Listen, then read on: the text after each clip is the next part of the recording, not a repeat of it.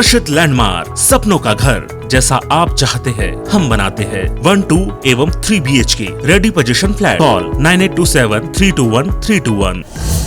प्रधानमंत्री नरेंद्र मोदी आज 11 बजे आरबीआई की 2 नई स्कीमों को लॉन्च करेंगे। इनमें रिटेल डायरेक्ट स्कीम और इंटरनल ऑम्बुड्समैन स्कीम शामिल है। पीएमओ की ओर से जारी किए गए बयान के मुताबिक इस स्कीम के जरिए सरकार की प्रतिभूतियों में रिटेल निवेशकों को निवेश बढ़ाने के लिए आकर्षित करने में मदद मिलेगी। केंद्रीय गृह मंत्री अमित शाह आज से वाराणसी के दौरे पर जा रहे हैं। इस 2 दिवसीय दौरे के दौरान वो कई कार्यक्रमों को संबोधित करेंगे। आज वाराणसी में एक महत्वपूर्ण संगठनात्मक बैठक भी वो लेने वाले हैं। इस बैठक के दौरान पार्टी के कार्यकर्ताओं को उत्तर प्रदेश में चुनाव के लिए जीत का मंत्र दिया जाएगा। अमित शाह दोपहर करीब 1 बजे वाराणसी पहुंचेंगे।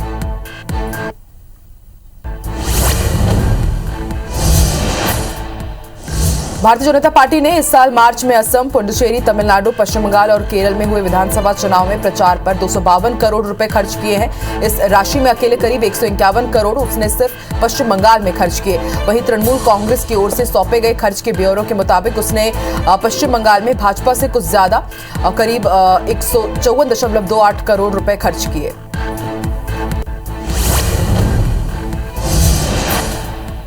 मुख्यमंत्री अशोक गहलोत के नेतृत्व वाली राजस्थान सरकार के मंत्रिमंडल में जल्द ही फेरबदल की संभावना है। जानकारी के मुताबिक मंत्रिमंडल विस्तार में कांग्रेस एक नेता एक पद के फॉर्मूले की नीति को लागू कर सकती है। ये मंत्रिमंडल विस्तार 15 से 20 नवंबर के बीच किया जा सकता है।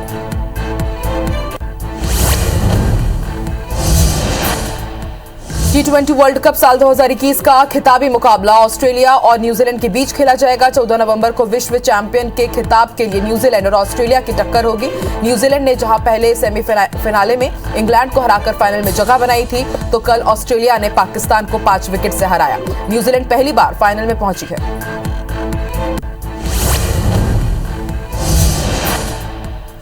17 नवंबर से भारत और न्यूजीलैंड के बीच 3 T20 और 2 टेस्ट मैचों की सीरीज शुरू होगी। मीडिया रिपोर्ट के मुताबिक टेस्ट सीरीज के लिए रोहित शर्मा ने बीसीसीआई से आराम मांगा है। विराट T20 के अलावा पहले टेस्ट में नहीं खेलेंगे। ऐसे में पहले टेस्ट के लिए अजिंक्य रहाणे टीम के कप्तान हो सकते हैं।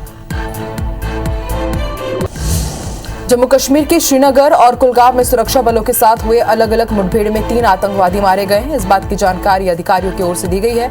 आतंकियों के पास से हथियार और गोला बारूद बरामद हुआ है। इनके पास से कई आपत्तिजनक सामग्री भी बरामद की गई है। इलाके में तलाशी अभियान जारी है।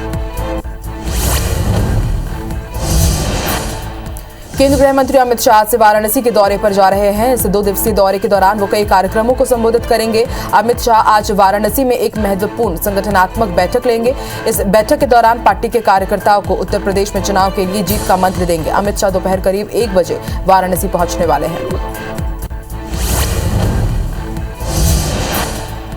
भारतीय जनता पार्टी ने इस साल मार्च में असम, पुडुचेरी, तमिलनाडु, पश्चिम बंगाल और केरल में हुए विधानसभा चुनाव में प्रचार पर करीब 252 करोड़ रुपए खर्च किए हैं। इस राशि में अकेले करीब 151 करोड़ रुपए उसने सिर्फ पश्चिम बंगाल में खर्च किए हैं। वहीं तृणमूल कांग्रेस की ओर से सौंपे गए खर्च के ब्यौरे के मुताबिक उसने पश्चिम बंगाल में भाजपा से कुछ ज्यादा 154 करोड़ 28 लाख रुपए खर्च किए।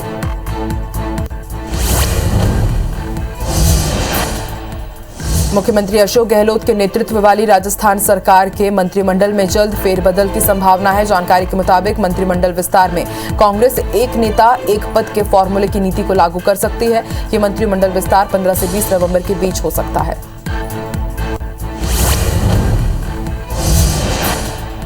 T20 वर्ल्ड कप साल 2021 का खिताबी मुकाबला ऑस्ट्रेलिया और न्यूजीलैंड के बीच खेला जाएगा। 14 नवंबर को विश्व चैंपियन के खिताब के लिए न्यूजीलैंड और ऑस्ट्रेलिया की टक्कर होगी। न्यूजीलैंड ने जहां पहले सेमीफिनाले में इंग्लैंड को हराकर फाइनल में जगह बनाई थी, तो ऑस्ट्रेलिया ने दूसरे सेमीफिनाले में पाकिस्तान को 5 विकेट से कल हरा दिया है। न्यूजीलैंड पहली बार फिनाले में पहुंची है।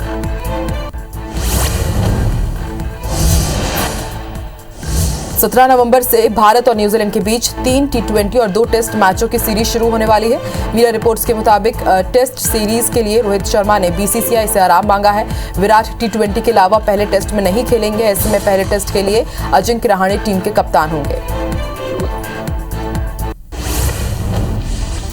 प्रधानमंत्री नरेंद्र मोदी आज 11 बजे आरबीआई की 2 नई स्कीमों को लॉन्च करेंगे। इनमें रिटेल डायरेक्ट स्कीम और इंटरनल ऑम्बुड्समैन स्कीम शामिल है।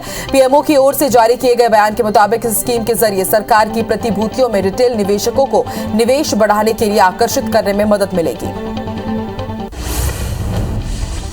केंद्रीय गृह मंत्री अमित शाह आज से वाराणसी के दौरे पर हैं। 2 दिवसीय दौरे के दौरान वे कई कार्यक्रमों को संबोधित करेंगे। अमित शाह आज वाराणसी में एक महत्वपूर्ण संगठनात्मक बैठक लेंगे।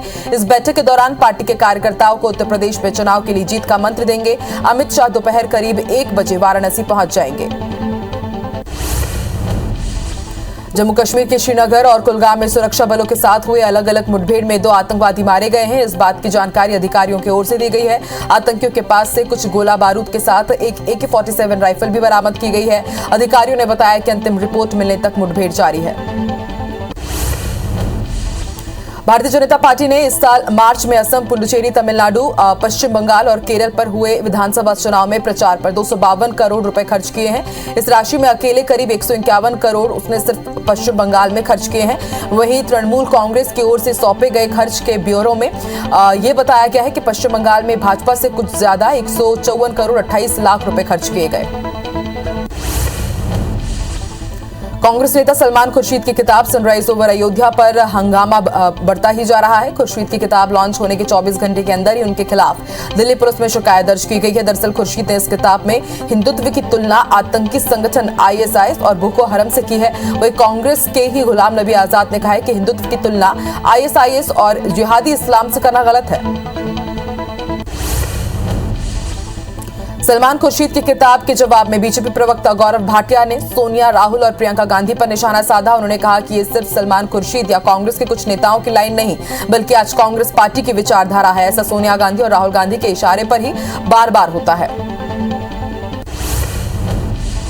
वहीं मध्य प्रदेश के गृह मंत्री नरोत्तम मिश्रा ने पूर्व केंद्रीय मंत्री सलमान खुर्शीद की किताब पर पलटवार किया। मंत्री नरोत्तम मिश्रा ने कहा है कि देश के अंदर का जो बिखराव हो रहा है वो सलमान जैसे लोगों की ही देन है। साथ ही उन्होंने कहा कि कांग्रेस और गांधी परिवार के लोग टुकड़े टुकड़े गैंग के समर्थक हैं। मुख्यमंत्री अशोक गहलोत के नेतृत्व वाली राजस्थान सरकार के मंत्रिमंडल में जल्द फेरबदल की संभावना है। जानकारी के मुताबिक मंत्रिमंडल विस्तार में कांग्रेस एक नेता एक पद के फॉर्मूले की नीति को लागू कर सकती है। ये मंत्रिमंडल विस्तार 15 से 20 नवंबर के बीच किया जा सकता है। यूपी में आगामी विधानसभा चुनाव को लेकर बीजेपी ने रणनीति तैयार की है, जिसमें अब हर महीने प्रधानमंत्री नरेंद्र मोदी, केंद्रीय गृह मंत्री अमित शाह समेत केंद्रीय मंत्री, प्रदेश के मुख्यमंत्री अलग अलग जिलों का दौरा करेंगे। वो न केवल जनसभाएं करेंगे बल्कि करोड़ों की सौगात भी देंगे। वहीं आम आदमी पार्टी ने भी यूपी विधानसभा चुनाव को लेकर अपनी तैयारियां तेज कर दी है। 28 नवंबर को राजधानी लखनऊ में एक बड़ी रैली करने का दावा किया गया है। माना जा रहा है कि इस रैली के बाद आम आदमी पार्टी विधानसभा चुनाव को लेकर उत्तर प्रदेश में पूरी तरह से सक्रिय हो जाएगी। रैली को दिल्ली के मुख्यमंत्री अरविंद केजरीवाल संबोधित करेंगे। पंजाब विधानसभा में केंद्र सरकार के खिलाफ BSF के अधिकार क्षेत्र को 15 किलोमीटर से बढ़ाकर 50 किलोमीटर किए जाने के मामले में सर्वसम्मति से सभी पार्टियों ने मिलकर निंदा प्रस्ताव पारित किया। साथ ही केंद्र सरकार से पंजाब सरकार और विधायकों ने मांग की है कि जल्द से जल्द BSF के अधिकार क्षेत्र बढ़ाए जाने के आदेश को वापस लिया जाए। पंजाब विधानसभा में केंद्र सरकार के खिलाफ BSF के अधिकार क्षेत्र को 15 किलोमीटर से बढ़ाकर 50 किलोमीटर किए जाने के मामले में सर्वसम्मति से सभी पार्टियों ने मिलकर निंदा प्रस्ताव पारित किया है। वहीं पंजाब के पूर्व CM कैप्टन अमरिंदर सिंह केंद्र सरकार का समर्थन करते हुए नजर आए और उन्होंने कहा कि राष्ट्रीय सुरक्षा के मुद्दे पर राजनीति नहीं करनी चाहिए। T20 वर्ल्ड कप के दूसरे सेमीफिनाले में ऑस्ट्रेलिया ने पाकिस्तान को 5 विकेट से हरा दिया है। पहले खेलते हुए पाकिस्तान ने 176 रन बनाए थे। मोहम्मद रिजवान ने 67 और फकर जमान नाबाद 55 रन बनाए और शुरुआत में लड़खड़ाई ऑस्ट्रेलिया ने 19वें ओवर में धमाकेदार तरीके से मैच को जीत लिया। इससे पहले पाकिस्तान साल 2012 में सेमीफाइनल में पहुंचकर हार गया था। T20 वर्ल्ड कप साल 2021 का खिताबी मुकाबला अब ऑस्ट्रेलिया और न्यूजीलैंड के बीच खेला जाएगा। 14 नवंबर को विश्व चैंपियन के खिताब के लिए न्यूजीलैंड और ऑस्ट्रेलिया के बीच टक्कर होगी। न्यूजीलैंड ने जहां पहले सेमीफिनाले में इंग्लैंड को हराकर फाइनल में जगह बनाई थी, तो ऑस्ट्रेलिया ने दूसरे सेमीफिनाले में पाकिस्तान को 5 विकेट से हरा दिया है। न्यूजीलैंड पहली बार फाइनल में पहुंची है। न्यूजीलैंड को T20 विश्व कप के फाइनल से पहले एक बड़ा झटका लगा है। सेमीफिनाले में टीम की जीत में अहम भूमिका निभाने वाले विकेटकीपर बल्लेबाज ड्वेन कॉनवे चोट के कारण इस फाइनल मुकाबले में बाहर हो गए हैं। कॉनवे को दाएं हाथ में चोट लगी है, जिसके कारण दाएं हाथ की हड्डी टूट गई है। बताया जा रहा है कि रविवार 14 नवंबर को T20 विश्व कप का फाइनल मुकाबला न्यूजीलैंड और ऑस्ट्रेलिया के बीच खेला जाएगा। तो वही 17 नवंबर से भारत और न्यूजीलैंड के बीच 3 T20 और 2 टेस्ट मैचों की सीरीज शुरू होगी। मीडिया रिपोर्ट्स के मुताबिक टेस्ट सीरीज के लिए रोहित शर्मा ने BCCI से आराम मांगा है। विराट T20 के अलावा पहले टेस्ट में नहीं खेलेंगे। ऐसे में पहले टेस्ट के लिए अजिंक्य रहाणे टीम के कप्तान होंगे।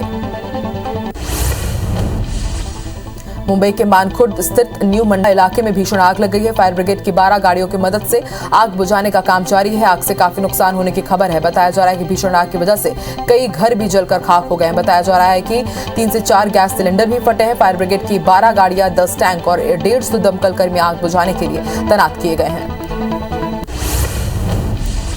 दिल्ली के एक मेट्रो स्टेशन के पास ऋषभ टावर की 6ठी मंजिल पर अचानक आग लग गई। इसके बाद दमकल की 14 गाड़ियों की मदद से आग पर काबू पाया गया है। इस घटना में किसी के हताहत होने की सूचना नहीं है।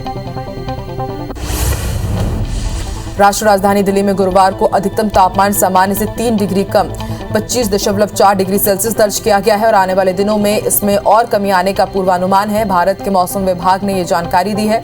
इस मौसम में ये अब तक का सबसे कम अधिकतम तापमान है। दिल्ली में प्रदूषण की स्थिति भयावह होती जा रही है। गुरुवार को आसमान में स्मॉग की मोटी परत छा गई। राजधानी और आसपास के इलाकों में अगले 2 दिन प्रदूषण कई गुना बढ़ जाने की संभावना है। इससे लोगों की आंखों में जलन, सांस लेने में परेशानी, घुटन, गले और नाक में खराश जैसी समस्याएं हो सकती है। दिल्ली में 24 घंटे का वायु गुणवत्ता सूचकांक 411 दर्ज किया गया है।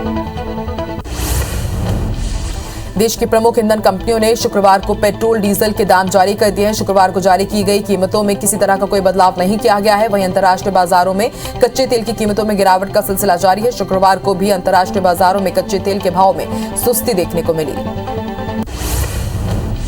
कंगना रनौत के आजादी को लेकर दिए बयान पर बवाल मच गया है। बिहार के पूर्व मुख्यमंत्री जीतन राम मांझी ने मांग की है कि कंगना से पद्मश्री सम्मान वापस लेना चाहिए। जीतन राम मांझी ने राष्ट्रपति भवन को टैग करते हुए ये ट्वीट किया। उन्होंने लिखा कि नहीं तो दुनिया ये समझेगी कि गांधी, नेहरू, भगत सिंह, सरदार पटेल ने भीख मांगी तो आजादी मिली। पेंटागन की रिपोर्ट पर केंद्र की मोदी सरकार ने जवाब दिया है। विदेश मंत्रालय के प्रवक्ता अरिंदम बागची ने कहा है कि भारत ने चीन के अवैध कब्जों को कभी स्वीकार नहीं किया है और आगे भी नहीं करेगा। उन्होंने कहा कि अरुणाचल प्रदेश के साथ ही सीमा से सटे इलाकों में इंफ्रास्ट्रक्चर मजबूत किए जा रहे हैं। बॉर्डर से सटे इलाकों में सड़क और पुलों का निर्माण तेजी से किया जा रहा है। करतारपुर गलियारा खोलने को लेकर भारत सरकार ने साफ कर दिया है कि ये रास्ता फिलहाल नहीं खुलेगा। विदेश मंत्रालय के प्रवक्ता अरिंदम बागची ने कहा कि करतारपुर गलियारे पर आवाजाही को कोरोना संकट के चलते मार्च साल 2020 में बंद किया गया था। तब से ही दोनों देशों के बीच आवाजाही बाघा अटारी सीमा चेक पॉइंट से हो रही है। लिहाजा मौजूदा स्थिति अभी यही है। महंत नरेंद्र गिरी की संदिग्ध मौत के मामले में जेल में बंद मुख्य आरोपी आनंद गिरी को प्रयागराज की जिला अदालत से बड़ा झटका लगा है। स्पेशल कोर्ट ने उनकी जमानत अर्जी खारिज कर दी है। आनंद गिरी को जेल से बाहर आने के लिए अब हाईकोर्ट का दरवाजा खटखटाना होगा। दुनिया भर में कोरोना के मामले बढ़ते हुए 25 करोड़ 26 लाख को पार कर गए हैं। वहीं कोरोना से मौत का आंकड़ा 50,95,000 को पार कर गया है। पूरी दुनिया में 22 करोड़ 85 लाख से ज्यादा मरीज कोरोना को हराकर स्वस्थ हो चुके हैं। वहीं दुनिया में एक्टिव मामले 1 करोड़ 89 लाख को पार कर गए हैं। वहीं प्रधानमंत्री नरेंद्र मोदी के दौरे को लेकर राजधानी भोपाल की पुलिस अलर्ट हो गई है। सुरक्षा के मद्देनजर पुलिस शहर के होटलों में ठहरे मुसाफिरों की बारीकी से जांच कर रही है। साथ ही किराएदारों की भी जानकारी जुटाई जा रही है। बता दें कि पीएम की सुरक्षा व्यवस्था में करीब 30 सीनियर आईपीएस ऑफिसर्स के साथ ही 5,000 पुलिसकर्मी तैनात किए गए हैं। बजरंग दल के पूर्व राष्ट्रीय संयोजक और बीजेपी के सीनियर नेता जयभान सिंह पवैया ने हबीबगंज स्टेशन का नाम बदलने की मांग की है। जयभान सिंह पवैया का कहना है कि हबीबगंज रेलवे स्टेशन का नाम अटल बिहारी वाजपेयी के नाम पर होना चाहिए, क्योंकि स्टेशन को देश के सर्वश्रेष्ठ स्टेशन के रूप में मनाया गया है। मेरी भावना है उसका नाम भी सर्वश्रेष्ठ होना चाहिए। भोपाल के कमला नेहरू अस्पताल हादसे में अब तक 13 बच्चों की मौत हो चुकी है, लेकिन जिला प्रशासन ने सरकार को भेजी रिपोर्ट में 4 बच्चों की ही मौत का जिक्र किया है। इनमें से 3 के शव पोस्टमार्टम कराकर परिजनों को सौंप दिए गए हैं। वहीं एक बच्चे के परिजनों की आशंका के बाद शव का डीएनए टेस्ट कराया जा रहा है। रिपोर्ट में कहा गया है कि एक बच्चे के वेंटिलेटर को चालू करने के कुछ देर बाद स्पार्क हुआ और यह आग लगी। पृथ्वीपुर विधानसभा उपचुनाव में मिली जीत के बाद सीएम शिवराज सिंह चौहान जनता को धन्यवाद देने के लिए पहुंचे। इस दौरान उन्होंने मंच से अधिकारियों को हिदायत दी। सीएम ने कहा कि गड़बड़ी करने वाले अधिकारियों को नहीं बख्शा जाएगा। बीजेपी के नवनिर्वाचित सांसद ज्ञानेश्वर पाटिल खंडवा पहुंचे, जहां पार्टी के कार्यकर्ताओं ने उनका जोरदार स्वागत किया। वहीं सांसद ने कार्यकर्ताओं को संबोधित करते हुए चुनाव में जनता ने बीजेपी को जनादेश दिया है, उसका धन्यवाद दिया और उन्होंने कहा कि अब समय जनता के लिए काम करने का है। छत्तीसगढ़ में कवर्धा विवाद पर एक बार फिर राजनीति तेज हो गई है। बीजेपी ने इस पूरे मामले पर न्यायिक जांच की मांग की है और राज्य सरकार के खिलाफ प्रदेश भर में बड़े आंदोलन की चेतावनी दी है। बीजेपी नेताओं ने राज्य सरकार पर एक तरफा कार्रवाई करने का आरोप लगाया। पूर्व मंत्री और विधायक बृजमोहन अग्रवाल ने कहा कि कवर्धा मामले को लेकर सरकार हल्के में ले रही है, जो कि शर्मनाक है। अंबिकापुर के लुंड्रा विधायक प्रीतम राम ने सीएम भूपेश बघेल को एक पत्र लिखा, जिसमें उन्होंने माहकुदरगढ़ी मिनरल एल्यूमिना फैक्ट्री को हटाने की मांग की है। साथ ही विधायक ने फर्जी दस्तावेज के आधार पर फैक्ट्री की स्वीकृति के आरोप लगाए हैं। बता दें कि इसके पहले प्रीतम राम ने खाद्य मंत्री को भी पत्र लिखा था। बस्तर जिला प्रशासन ने युवा उदय एकेडमी की शुरुआत कर छात्र छात्राओं के लिए फ्री कोचिंग की व्यवस्था की है, जिसका फायदा उठाकर बस्तर जिले के 32 छात्र नीट की परीक्षा में पास हुए हैं, जिनसे संसदीय सचिव रेखचंद जैन ने मुलाकात की और जिला प्रशासन की इस पहल की सराहना की। बिलासपुर के पीडब्ल्यूडी ऑफिस में हुए वित्तीय अनियमितता के मामले में दोषी अधिकारी कर्मचारियों के खिलाफ कार्रवाई की मांग को लेकर एनएसयूआई ने सीई कार्यालय का घेराव किया और जमकर नारेबाजी की। इस दौरान प्रदर्शनकारियों और पुलिस के बीच झूमाझटकी भी हुई। एनएसयूआई नेताओं ने आरोप लगाया कि अधिकारी जानबूझकर दोषियों को बचाने में लगे हुए हैं। टीकमगढ़ के 2 अलग अलग स्थानों पर प्रदर्शनी मेला लगने की तैयारी शुरू हो गई है। इसके विरोध में व्यापारियों ने कलेक्ट्रेट कार्यालय के बाहर प्रदर्शन किया। साथ ही कलेक्टर के नाम ज्ञापन सौंपकर प्रदर्शनी मेला की अनुमति को निरस्त करने की मांग की गई। खंडवा में बिजली आपूर्ति की शेड्यूल बदलने की मांग को लेकर किसान संघ के कार्यकर्ता कलेक्ट्रेट पहुंचे, जहां उन्होंने नारेबाजी करते हुए बिजली कंपनी की शेड्यूल को बदलने की मांग की। किसानों का कहना है कि बिजली कंपनी के शेड्यूल के हिसाब से देर रात को सिंचाई करने जाना पड़ेगा। ग्वालियर में वीर सावरकर को लेकर एक बार फिर हिंदू महासभा एक्शन के मूड में है। महासभा ने प्रशासन और स्मार्ट सिटी को चेतावनी दी कि वो कटोरा ताल का ताला खोल दें, नहीं तो वो कल यानी कि 12 नवंबर को खुद ताला खोल देंगे। महासभा का कहना है कि कटोरा ताल में वीर सावरकर की प्रतिमा 3 साल से बंद है। किसान आंदोलन के समर्थन में कर्नाटक से दिल्ली तक की पदयात्रा कर रहे किसान नेता नागराज कुनकुटकर ग्वालियर पहुंचे, जहां किसान संगठन ने उनका स्वागत किया, जिसके बाद नागराज की पदयात्रा दिल्ली के लिए रवाना हुई। कवर्धा के सरदार वल्लभ भाई पटेल शक्कर कारखाना के संविदा कर्मचारियों ने अपनी हड़ताल खत्म कर दी है। कर्मचारी 2 सूत्रीय मांगों को लेकर बीते 3 दिन से धरना कर रहे थे, जिनकी मांगों को पूरा करने को लेकर प्रबंधन ने कार्रवाई शुरू कर दी है। उसके बाद यह हड़ताल खत्म की गई। निलंबित आईपीएस जीपी सिंह ने अपने ऊपर हुए एफआईआर को खारिज करने की मांग को लेकर दोबारा याचिका लगाई है, जिस पर 16 नवंबर को सुनवाई होगी। बता दें कि जीपी सिंह के खिलाफ भिलाई के एक व्यापारी ने अपराध दर्ज कराया है, जिसमें कहा गया था कि साल 2016 में जीपी सिंह ने उन्हें झूठे केस में फंसाने की धमकी देकर 20 लाख रुपए उगाही की थी।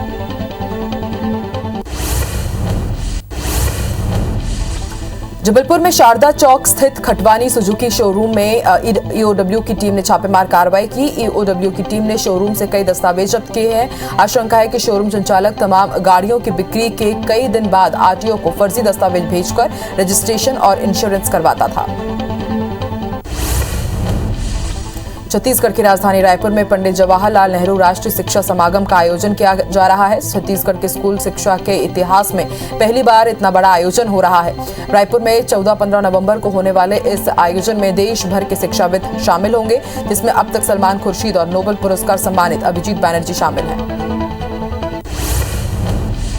रायसेन की ईट खेड़ी में मिशनरी द्वारा संचालित बीसीएम छात्रावास में बच्चों को धर्म परिवर्तन कराने का मामला सामने आया है। दरअसल बाल संरक्षण एवं अधिकार आयोग के राष्ट्रीय अध्यक्ष प्रियंक कानूनगो ने छात्रावास का औचक निरीक्षण किया, तब इसका खुलासा हुआ। वहीं छात्रावास बंद कराने के निर्देश दिए गए हैं। राज्य सरकार के आदेश के बाद कवर्धा कलेक्टर ने जिले में सोशल मीडिया पर नजर रखने के लिए निगरानी समिति का गठन कर दिया है। समिति में upper collector, additional SP, DSP, Kawardha SDM, जिला सूचना अधिकारी, ई प्रबंधक देवेश सिंह शामिल हैं। टीम फेसबुक, इंस्टाग्राम समेत सभी सोशल मीडिया प्लेटफॉर्म पर निगरानी रखेगी। राजिम के रोहिना में दादी की हत्या करने वाले आरोपी को पुलिस ने गिरफ्तार किया है। साथ ही अपराध छिपाने में सहयोग करने पर उसके भाई और मां को भी अरेस्ट किया गया है। दरअसल मां के साथ हुए विवाद पर आरोपी ने दादी की हत्या कर दी थी।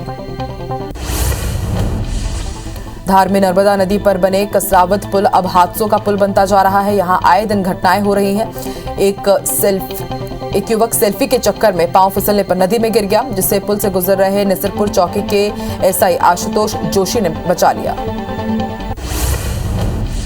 दमोह के हटा में एक अनियंत्रित ट्रैक्टर घर की दीवार से टकरा गया। इस हादसे में ड्राइवर की मौके पर ही मौत हो गई। घटना मड़ियादो थाना क्षेत्र के तिगरा गांव की है। फिलहाल पुलिस जांच में जुटी है। जबलपुर में तेज रफ्तार मेट्रो बस ने स्कूटी सवार 2 व्यक्तियों को टक्कर मार दी, जिससे एक युवक की मौके पर ही मौत हो गई, जबकि दूसरे को अस्पताल में भर्ती कराया गया है। उसकी हालत नाजुक बनी हुई है। सूचना मिलते ही पुलिस मौके पर पहुंची और बस ड्राइवर के खिलाफ मामला दर्ज कर उसकी तलाशी शुरू कर दी गई है। ग्वालियर में एक नवविवाहिता ने अपने पति, ससुर और सास के खिलाफ दहेज प्रताड़ना का केस दर्ज कराया। महिला की शादी 1.5 साल पहले न्यू मेहरा कॉलोनी में रहने वाले गजेंद्र बरेलिया से हुई थी। वहीं महिला की शिकायत पर पुलिस ने तत्काल कार्रवाई करते हुए उसके पति और सास ससुर को गिरफ्तार कर लिया है। पत्थलगांव में नौकरी लगवाने के नाम पर बेरोजगार युवाओं से ठगी करने वाले गिरोह के सरगना समेत 2 आरोपियों को पुलिस ने गिरफ्तार किया है। एसपी ने बताया कि इस गिरोह के 2 आरोपियों को पहले ही जेल भेजा जा चुका है। आरोपियों ने अब तक कई युवाओं को ठगी का शिकार बना चुके हैं। नकली रेमडेसिविर इंजेक्शन मामले में मुख्य आरोपी और सिटी हॉस्पिटल के डायरेक्टर को बड़ा झटका लगा है। जबलपुर जिला कोर्ट ने अपराध की गंभीरता के मद्देनजर आरोपी सरबजीत सिंह मोखा की जमानत अर्जी खारिज कर दी है। कांकेर जिले में एक बार फिर से नक्सलियों की कायराना हरकत सामने आई है। कोयलीबेड़ा थाने के गट्टाकाल के जंगल में जन अदालत लगाकर नक्सलियों ने ग्रामीण की हत्या कर दी। बताया जा रहा है कि ये ग्रामीण भी नक्सलियों का साथी था। राजनांदगांव के थाना बोर तालाब के बुढ़ान छापर गांव के जंगल से आईटीबीपी, डीआरजी, सीएएफ बल की संयुक्त टीम ने नक्सलियों के छिपाए गए कई हथियार बरामद किए हैं। एक विशेष अभियान के तहत सर्चिंग के दौरान सुरक्षा बलों की टीम ने हथियार, मेडिसिन, नक्सल साहित्य, बैनर, सोलर प्लेट और दैनिक उपयोग के सामान बरामद किए। कटनी के बिलहरी रोड स्थित एक कार्टन गोदाम में अचानक आग लग गई, जिसकी सूचना मिलते ही माधवनगर पुलिस 8 से 10 दमकल की गाड़ियों के साथ मौके पर पहुंची और कई घंटों की मशक्कत के बाद आग पर काबू पाया गया। गोदाम कैलाश सिंघानिया का है, जिसमें कार्टन और ऊनी कपड़े रखे हुए थे। कटनी जिला अस्पताल के गेट के बाहर एक गर्भवती महिला की डिलीवरी हो गई। आसपास खड़ी महिलाओं ने चारों ओर चादर लगाकर महिला का प्रसव कराया, जिसके बाद मां और नवजात को जिला अस्पताल में भर्ती कराया गया। दोनों की हालत सामान्य है। जांजगीर चांपा के एसपी कार्यालय में जनदर्शन का आयोजन किया गया, जहां एसपी प्रशांत ठाकुर ने जिले भर से आए लोगों की समस्याएं सुनी और उनकी शिकायतों का निराकरण किया। जनदर्शन में 17 आवेदन मिले हैं। 12 आवेदनों का निराकरण किया गया। 5 शिकायतों को जांच के लिए भेजा गया है। जांजगीर चांपा के पिरदा गांव में 3 दिवसीय रामनामी मेले का शुभारंभ हो गया है, जिसमें शामिल होने के लिए प्रदेश भर से रामनामी पंथ के लोग पहुंचे हुए हैं। जयपुर विधायक केशव चंद्रा भी मेले में शामिल हुए।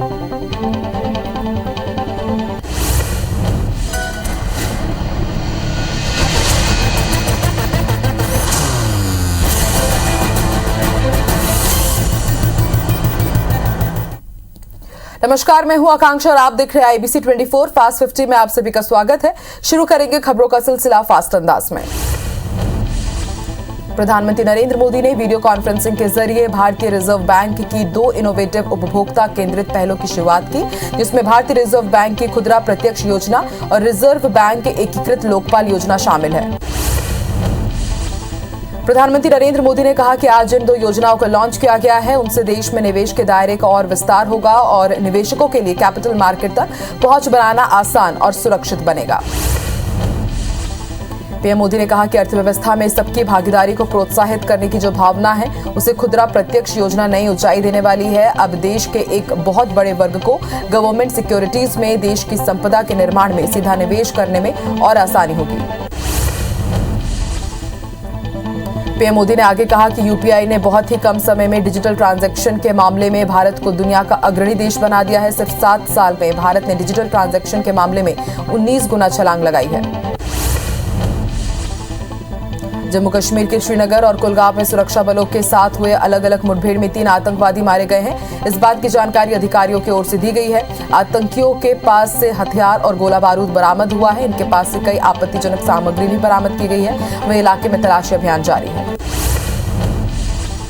भारतीय जनता पार्टी ने इस साल मार्च में असम, पुडुचेरी, तमिलनाडु, पश्चिम बंगाल और केरल में हुए विधानसभा चुनाव में प्रचार कर 252 करोड़ रुपए खर्च किए हैं। इस राशि में अकेले करीब 151 करोड़ रुपए उसे सिर्फ पश्चिम बंगाल में खर्च किए। वहीं तृणमूल कांग्रेस की ओर से सौंपे गए खर्च के ब्यौरे के मुताबिक उसने पश्चिम बंगाल में भाजपा से कुछ ज्यादा 154 करोड़ 28 लाख रुपए खर्च किए।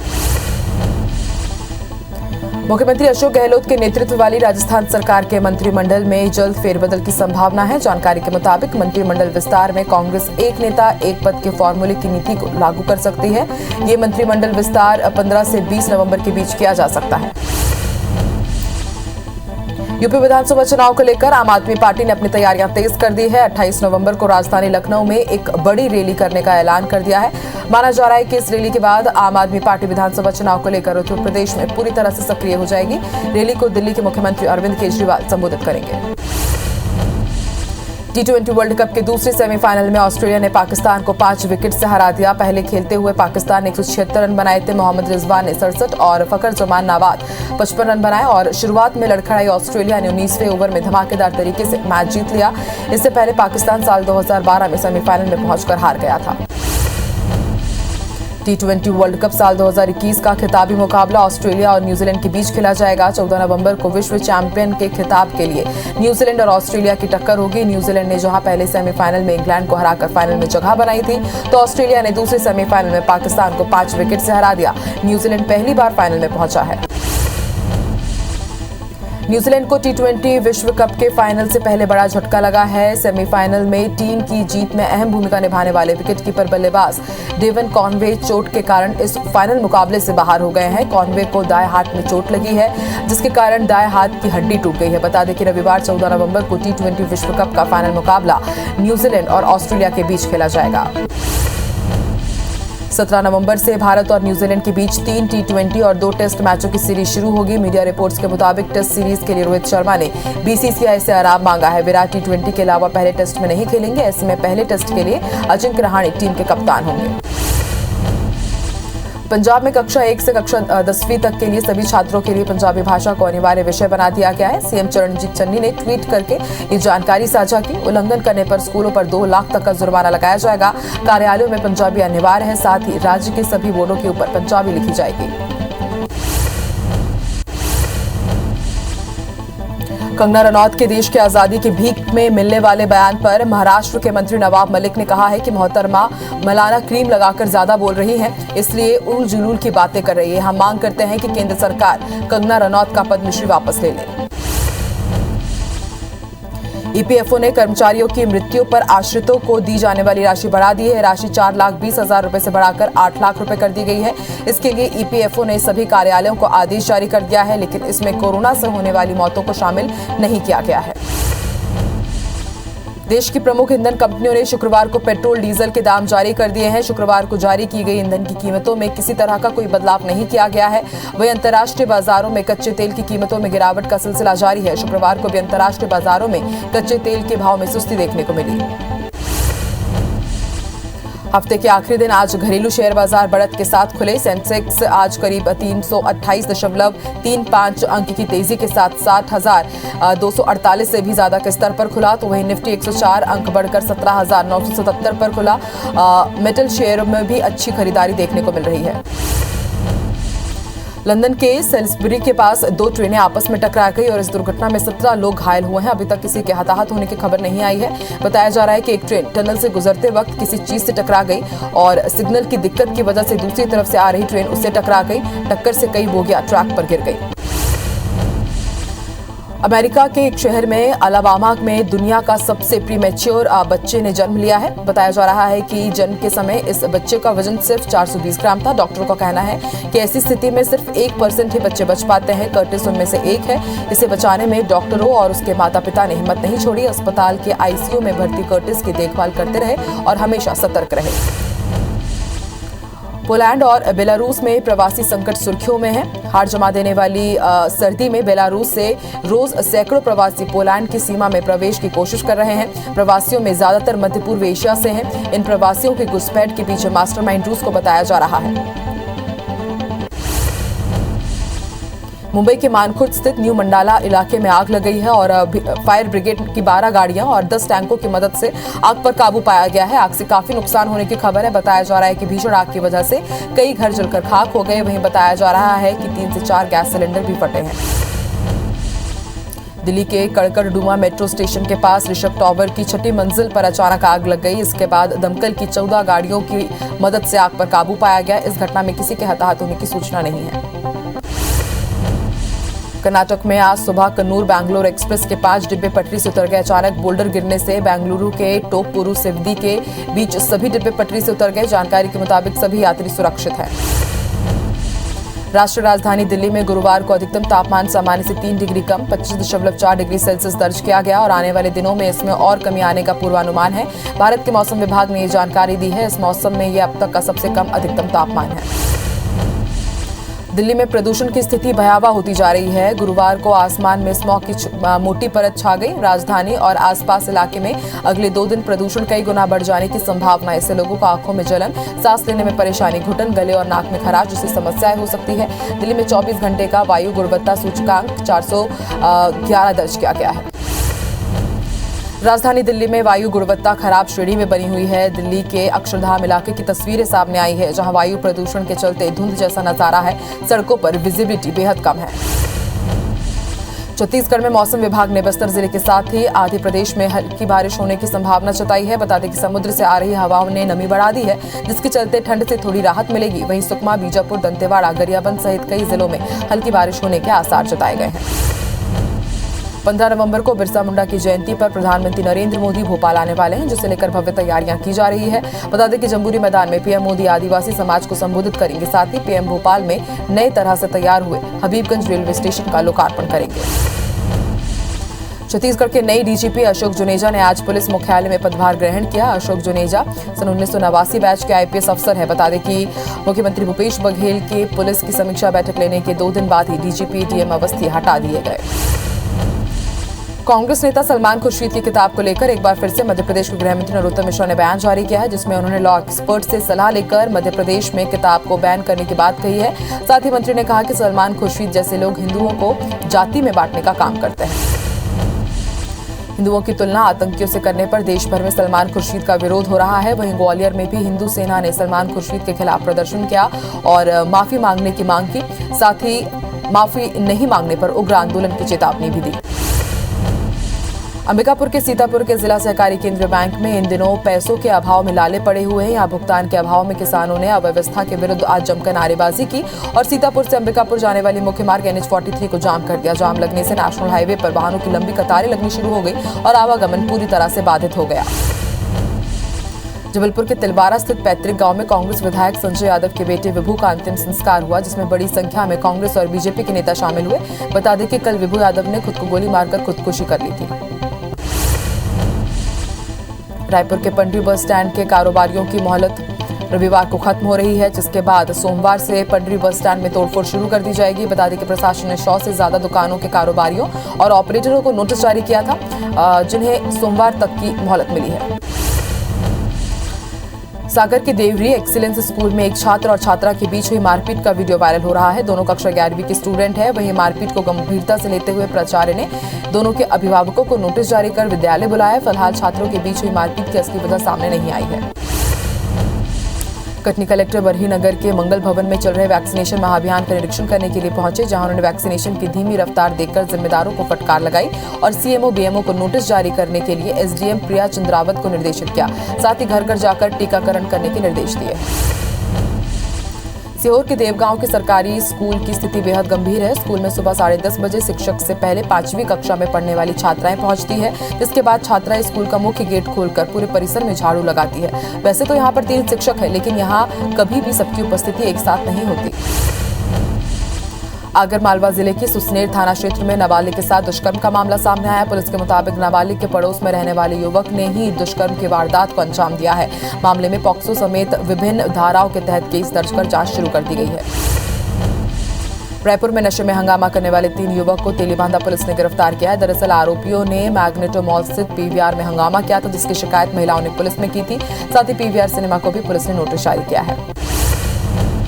ग्वालियर की उटीला पुलिस ने 8000 के नामी शातिर बदमाश को वारदात करने के पहले से ही गिरफ्तार कर लिया। आरोपी नहर किनारे किसी वारदात को अंजाम देने के लिए खड़ा था, तभी पुलिस ने उसे पकड़ लिया। पुलिस ने आरोपी के पास से एक कट्टा और जिंदा राउंड बरामद भी किए हैं।